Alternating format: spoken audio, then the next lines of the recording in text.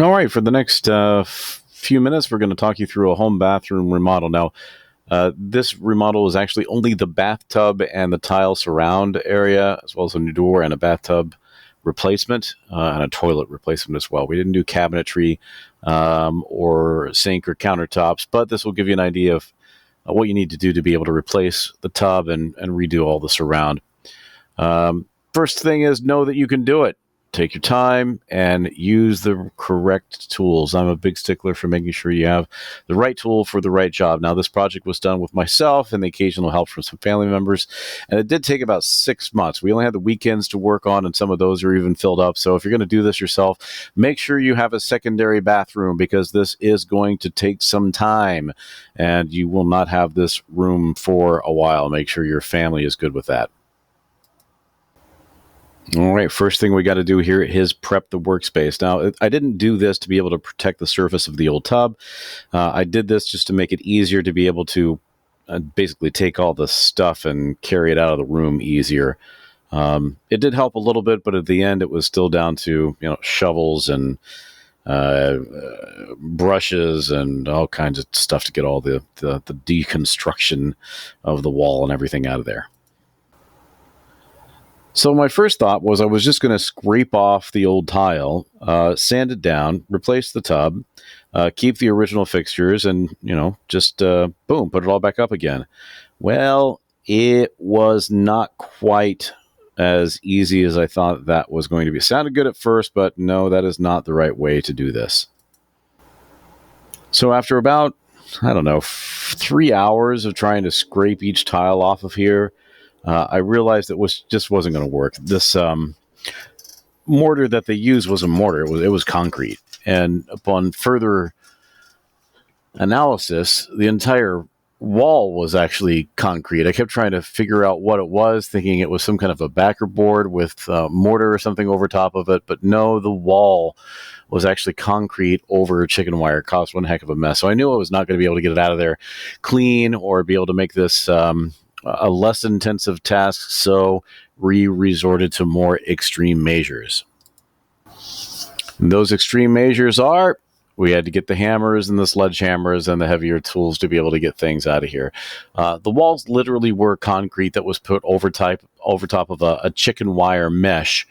And that was the original construction that they used back in the 1960s to be able to do these surrounds. Now, the chicken wire kind of ran out at a certain part before it hit pure drywall. And you can see there's a little crack there on the left where that blue call-out's pointing to. So I actually ended up having to tear the wall out all the way up into that point, which is behind the toilet. So needless to say, things got a little bit interesting, but just some hammers and some manual labor does get all of that out of there. But give yourself a good weekend, at least one weekend, to be able to get all of that deconstructed, and another good full day to be able to get all those materials out of there. Helps if you've got some big, huge, heavy duty trash bags that take some weight, but it's going to take a lot of trips up and down stairs and stuff to be able to get this stuff out of there. Probably should have mentioned this a little bit earlier, but make sure you have both protection for your eyes as well as a mask for your breathing. There's all kinds of dust as you get into this deconstruction. You must wear protective eye coverings and something to protect all the dust from being inhaled. But this is a quick look of what it looks like once you take nice clean lines against your drywall and you get most of the gunk off the walls. That's kind of what you're left with. And you still got to haul it all down, but at least you've got some nice clean surfaces to be able to put up a new backer board. Next up is trying to get the tub out of there. One of the most challenging parts, getting the tub out. It's also getting the new tub in, by the way, but we'll start with getting the tub out. There is no easy way to do this. It just doesn't lift up out of there. These are old cast iron tubs. This one was built in 1967. I think I got a picture of it in one of the future slides, but you just got to sledgehammer it out of there. And a couple big whacks against the side, you'll get big pieces. Again, eye protection, folks, eye protection. Not just the small glasses. You've got to have goggles for this because stuff's just flying everywhere. Tried to keep the toilet. That didn't work because one small little tap with a sledgehammer destroys the toilet. Needed to be replaced anyway. So that all needs to be taken out of there. And it also gives you a lot more space to be able to work in and makes things easier. If you really want to save the toilet, you can just take it out, if it's next to the tub, because there's no way it's going to survive as you try to get through this.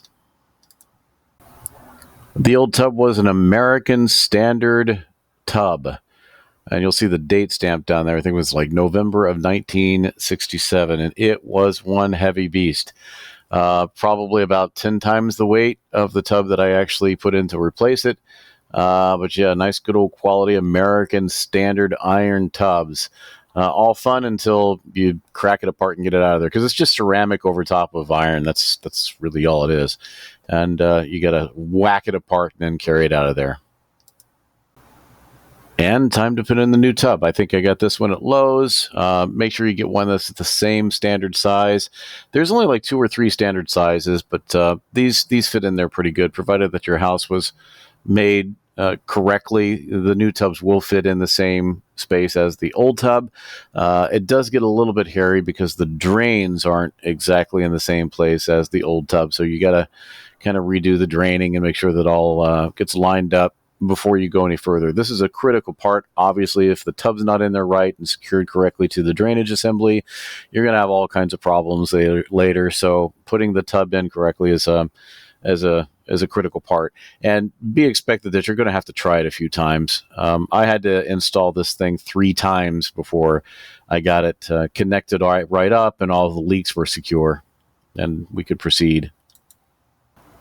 This particular installation, I didn't really have any access ports to get to the plumbing, so I had to make one behind a towel cabinet that was to the drain side or the plumbing side of the tub, and then I was able to get some cameras and my hands in there to try to secure things up. It eventually did get it to work and got everything secure, but it did take quite a bit of effort to go in and make sure that the assembly is all lined up to the drain and didn't have any leaks. I just took some pictures with the camera, just stuck my phone in there and had it go on a timer and take some pictures while I got my hand out of the way, that kind of thing. Yeah, of course, just be careful that you don't drop your camera or your phone in here. Otherwise, it's going to be almost impossible to get out depending on your installation. All right, so again, nice clean workspace. You can see all the tools there, from the tool that gets the drain tightened to the base of the tub, which is a special tool. Don't mess around with screwdrivers and other things that are not the correct tools. Just go out and buy the tools that you need to do these jobs. I think that device was only like $4 or $5. If I was doing this for a living, I wouldn't get the $2 American Freight version, but just because I was doing this myself and I'll probably never use that tool again, the cheaper ones are okay. But if you're going to do this a lot, get real tools. And yeah, after the 3rd time, we got it in there and then just secured it to the studs on the sides and the back in just a couple of locations. It just needs to be able to keep it sturdy. I had to drill little small holes into the flange to be able to put some metal wood screws into the studs to hold it securely. Again, stand in the tub while you're doing this, because that tub has to be flush to the floor. You don't want to secure it to the studs and then realize that it's not flush, and then again you're going to have problems later. So got to be completely flush against the floor that you're installing the tub into, and then secure it to the walls. 3rd time's the charm. Got all the leaks stopped, and then we were ready to proceed into the next steps. I decided to really go kind of crazy with insulation and water treatment with this install. I did not want to ever have problems in the future. I plan to live in this house for a while. I added the insulation here not just as a thermal consideration, but for an acoustical consideration as well. The wall on the left is the exterior wall of the house, and it's actually not that far from a freeway here in Southern California. So adding that insulation makes for a little bit more of a peaceful shower without hearing semis and motorcycles and all the noisier type of transportation accessories that find themselves on freeways in Southern California. So that actually did help to deaden down the sound level a little bit. Next step was just to add some of that, I think this is 2.5 mil plastic sheathing that's over top of the insulation. It does a couple things. One, it helps keep it in place. And 2, it adds another moisture barrier to ensure that the insulation in the back drywall doesn't ever get any kind of moisture. You can see I also started work on putting a little inset an inset into that wall that's on the back of the tub there, because we wanted to have a shelf for soap and shampoo and all of that. So this is the beginnings of creating that inset for a little shelf to be able to put additional stuff. Now, you should put some taping over the places where you use a staple gun to secure this mill plastic against the wall. I did do that, but if you're going to use red guard, it's probably not that big of a deal. But again, I kind of went overboard to make sure that we had good moisture barriers throughout this project. As many people that will tell you, does anything like this. All right, so here's where you see some of that concrete board and backer board coming in. I actually ended up using quarter-inch cement board in some areas, and then put another 3/4 inch hardy backer over top of it. And again, if I had to do it all, I'd only use hardy backer board rather than mixing the two types. Just because, again, it's more sturdy, easier to work with, and it's really not that much more expensive either. But you have to get this all in there so it's level with the existing drywall that you're trying to meet it up with, or at least as level as possible. It's not going to be exact. The thing is, you just want to make sure you don't go thicker than what the existing drywall is, because it's going to make things look really, really strange and uneven as you get tile in there later. Things out. You'll be much happier if you just measure a couple times, get it right once, instead of having to haul things up and down. We did that, didn't have any large problems. The only thing I'll say, and you'll see this later, is I started out with concrete board, and I changed to backer board about halfway into the project, because the walls were so thick. In order to bring things up, I had used multiple layers of this stuff, and I found that the concrete board was just not as rigid, not as easy to work with, kind of crumbled in a few places. So I do recommend backer board for this more than I do concrete board. All right, now on to taping up the joints. As with any of these kinds of projects, you've got to be able to tape up these joints just like you would drywall, so you get it prepped to be able to go to the next stage. The tape is pretty cheap. Don't skimp on it. Go over all the seams. It has a little bit of adhesive on there, not a lot, just to be able to keep it up onto the wall. So when you start your mudding, you'll be able to use that tape to be able to make sure you get a nice little tight watertight seam in between all the cracks on the various aspects of the backer board. Again, you can see where we get the holes to be able to get the shower nozzle through. Not a big deal. Again, just measure a few times, make sure you get the circular cutout correct. And you can see that we're not quite flush there with the existing drywall. There's a little bit of a gap between the back of the hardy board and the surface of the existing wall. And that's okay. We ended up using mud to be able to level things out. But again, you don't want it to go over the existing surface. Otherwise, you have a ton of sanding to do. And backer board's not the easiest stuff to be able to sand down to make smooth. So try to get it as level as possible, just like the price is right. Don't go over. Now we're all taped up, and next step is to be able to get some mud on here and get it all ready to proceed into the waterproofing stage. All right, now time to mud up. This is just standard drywall mud, really. There's nothing fancy to it. There's other things that you can use. I just use drywall mud. Pretty thick stuff. Mix it up to the consistency that the directions to say. But this is your chance to be able to level out all your backer board against your wall, so you have a nice, smooth, contiguous surface to be able to mount your mortar and your tiles to that mortar. So you really got to take your time, make sure that this is all leveled out as good as you can get it, and give yourself a nice, smooth surface to be able to mortar your tiles to.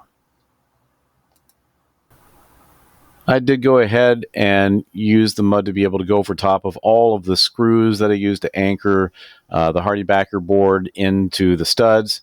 A nice little trick that I also use is when I was putting up the backer board, you'll see some like pencil marks that kind of show where the studs are. I found that to be really, really helpful, because knowing where those screws are, or knowing where the studs are to be able to put the screws into the backer board, it's really critical, because as you start to mud, and put up all of this backer board, you're going to find areas that give a little bit, and you don't want any of that wall to give. It's got to be solid so that when you push on it, it doesn't move, it doesn't go anywhere. Because if any of these backer boards move, then obviously it's going to create problems with your tile, with cracks, and um, uh, other issues later on that you just don't want to have to deal with. So make sure that your backer board is against the studs and there's no give. It's a solid wall.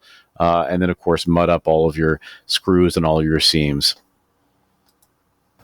A little fun part about this little insert. Again, you can't see it well here, but there is a small incline there on the bottom, as I discussed earlier. Now, the backer board that I used mounted directly against the drywall that's on the far side of the wall. So I really couldn't use drywall screws. I ended up using drywall screws, but very shallow ones. Otherwise, they poke out the other side of the wall. I just used some industrial adhesive, essentially, to be able to glue that back piece of the insert against the drywall that's right up against the drywall on the opposite side of the wall, which is actually a hallway. And that seemed to work just fine. And then, of course, taped it all up and mudded it all up pretty good. On the right is the first application of the famous Red Guard. Red Guard comes in big buckets. You can buy them at Lowe's, Home Depot, wherever. And it's your critical waterproofing stage. The stuff is pretty easy to deal with. It just kind of paints on. But you can make it pretty thick, especially in areas of corners like I did here. I probably did this insert box at least 2 layers of Red Guard to make sure I would never have any problems in the future with any water leaking.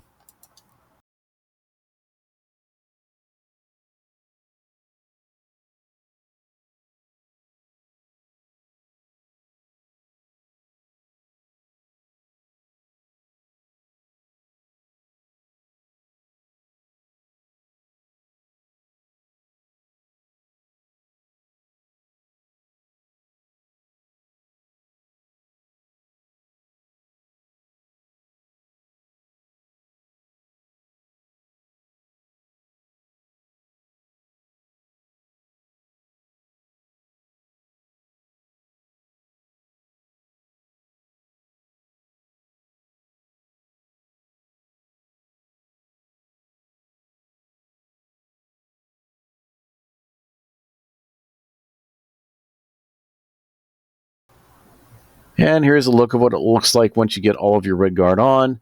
Um, if you're going to paint the whole bathroom, it doesn't matter if you have nice clean lines on this Red Guard or not, because you're going to end up painting over it. Just realize it is really thick.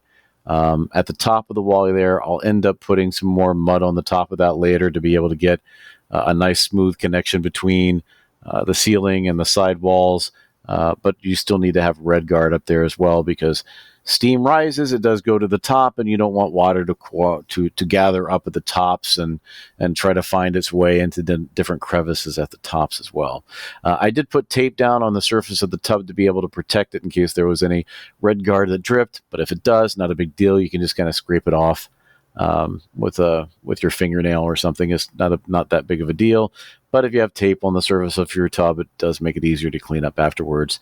And you can see that I placed the first tile there just as a symbolized our completion and readiness to go to the next step, which is creating your mortar and trying to put the tile in. All right, time to cut tile. You got your tile cutter there on the right. It's a pretty cheap one, but I ended up doing the job just fine. Just scrape it out with some pressure and then pop down on it, and the tiles will break pretty cleanly where you need them to be to cut to be able to put on the wall. As for the mortar itself, you can read the directions on the ratio of water to sand, but I actually found it easier just to be able to mix it to the consistency of a peanut butter. Think about it that way. The way that mortar mixes, you're not going to think that you have enough water when you first start mixing it, but you do. You have to get one of those mixers that you put on the end of a drill and then mix it in there real good. But I found that after you did the good mixing and you'd think you needed to add more water, you really don't. So look at the directions, but I kind of eyeballed it until I got to the consistency of peanut butter and then found myself kind of ready to go. Worked well. You can see I pre-cut a lot of the tiles there that are stacked on the left. Just getting ready to put them all on the wall. All right, so I did use some tile barriers here. Again, these things are pretty so bit by bit. Again, this does take time because you're not only installing tile, you're also making sure all the tiles get installed in a way that are level and line up correctly with each other. So this represented about as far as I got over one weekend. Yes, it did in fact take me that long, just because this is not something I do all the time. I wanted to go slow. I wanted to be careful. I wanted to make sure that everything was being done right, especially when it comes to things like cutting the holes in the tile. You can see where the mixer is actually at the corner edge between three different tiles there at the bottom right. That took some measuring to make sure that we got all those right, because you can't make the holes too big either, otherwise they won't get covered by the mounting hardware and the accessories. So lots of things to consider, but take your time, measure once, measure 5 times, cut it once, and you'll get what you need. All right. So as I said in the beginning, I did get the employment of my family from time to time. Thought it was good experience for them as well. As I was learning to do things, might as well ask them to learn how to do things as well. So that's them helping me line things up or taking some of the spacers out of the tiles as we get ready to apply the grout. There is still one more layer at the very top there we're about ready to do, as well as some additional pieces for the insert that's behind there to use in one go, because I've had friends that try to do these things on their own, and they go back to the same store that they bought the tile at a few weeks later, only to find out they've already been discontinued or they've been sold out, and they can't even buy the same tile anymore. They're gone, or they've been sold by the Home Depots to discount bargain outlet type places, and you just can't find the same exact type anymore. So make sure you get more tile than you think you need, just because it's easy to return, but it's almost impossible to replace if you run out and you need a different tile. Okay.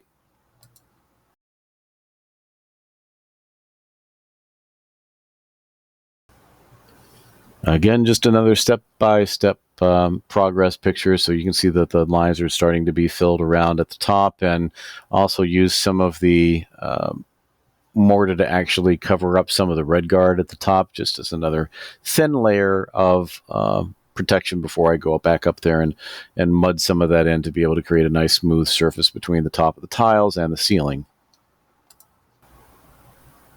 Okay, now on the insert, I actually used a couple pieces of leftover floor tile, if you can believe it. Floor tile, bathroom wall tile, they're all ceramic tile. They don't really have a whole lot of differences to them, but I thought it would make it look a nice little breakup if I had a similar motif, similar color, but just a slightly different take for that inset. You tile the inset the same way that you do the rest of the walls. You use the mortar, you stick the stuff in there. You just got to be careful that it's all cleaned up and nothing's strangling around there and have little dingles left over that's going to cause you problems later. Just make sure it's all clean in there. You'd use additional barrier strip as well around the outside, just to create a nice smooth connection between the bathtub tile or the bath wall tile and the inset tile, just to give it a nice clean look. Taking a close-up picture of this because it's the only place where I had some problems. All right, and now in fact it's time to grout. I used about half a box, and you'll see them when you go buy them. You can just buy boxes of non-sanded grout. I used non-sanded grout on this. About half the box was used to be able to do the whole bath. Another tip, make sure you do either one complete wall at a time or do the entire bathroom with the same batch.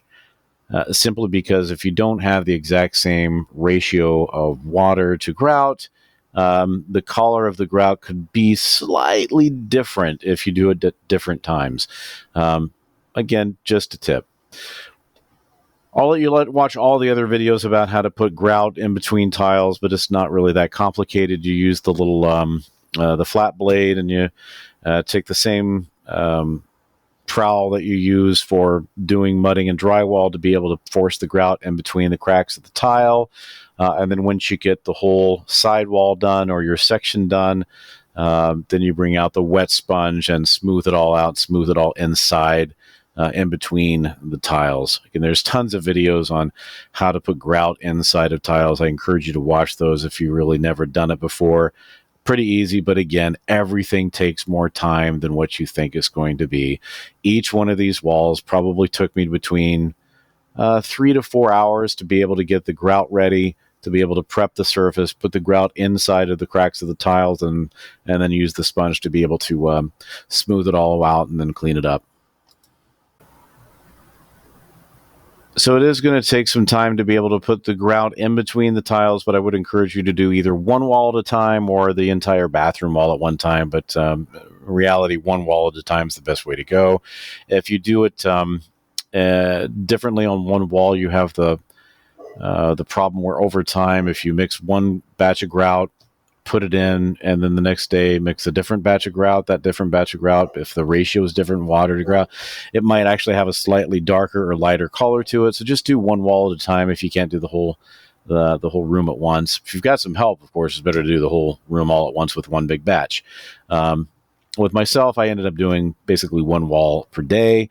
And over the course of 2 weekends, we got this done. Lots of videos on how to put grout in between tiles. Not that hard. You take the spackle trowel and just shove it in between the cracks. You can use your fingers as well in places if you can't exactly get it in there, but it should be no problem with the trowel. Put it in there and then use the wet sponge to smooth it out and make all of the grout nice and smooth in between the cracks of the tile. Then you let it dry. Then you got to wipe it off with a dry rag. You'll see how to do it.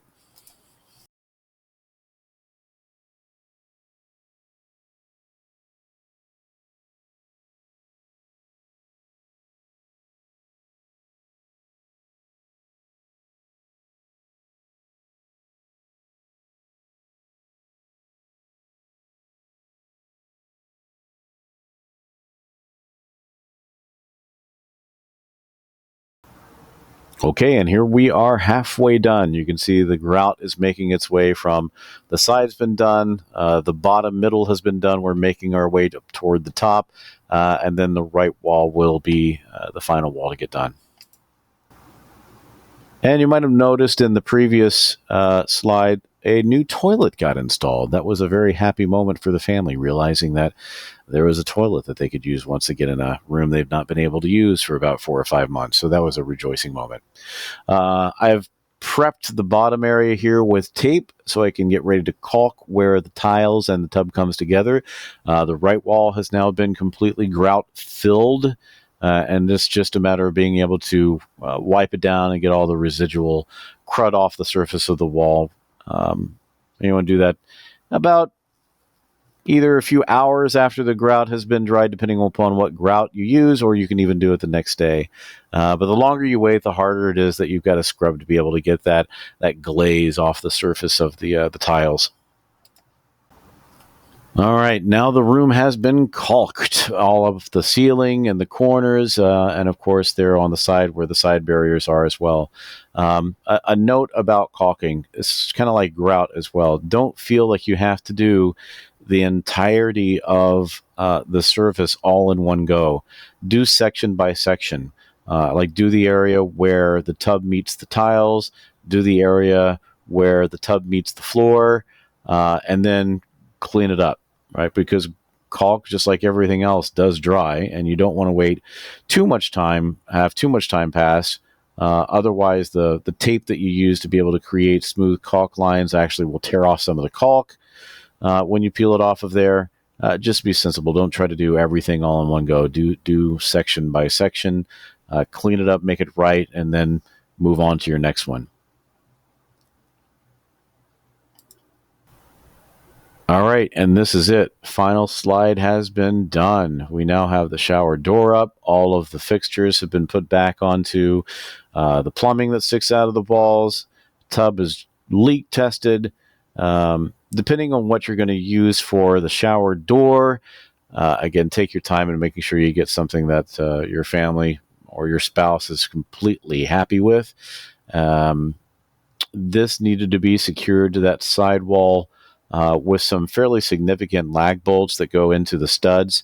Again, I did mark fairly consistently where those studs were. So when it came time to mount that bar on the left for the shower door, I knew exactly where I had to screw through the tiles to get to those studs to be able to securely hold this in place.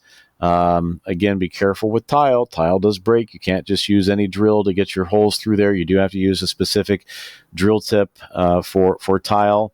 Don't skimp on that. Buy the right tool to be able to get the hole through the tile. Last thing you want is to have a tile break where you're trying to drill a hole to be able to secure the mounting devices for your door, and then you have to go through a lot of hell to get a piece of tile off of a wall and have it replaced because you broke it with a drill. Um, Other than that, this is it. It is all set up and ready to use. Um, yeah, so 6 months, almost 6 months from beginning of project to end of project. And here's the magical part. I believe we saved approximately $12,000 by doing this ourselves. The total amount of materials that were used to be able to do this project was around 4,000, maybe 4,500, including all the new tools, the bathtub, the tiles, all the materials. I had a couple of quotes done by those organizations that say, bathtub in a day and all of that. And the prices are just ridiculous. And you will never be happier than you get done doing a job like this by doing it yourself. So I wish you good luck. You can do it. Don't be hesitant. Just take your time. Make sure you give yourself enough time to do it. And you'll be happy for it. Thanks for watching.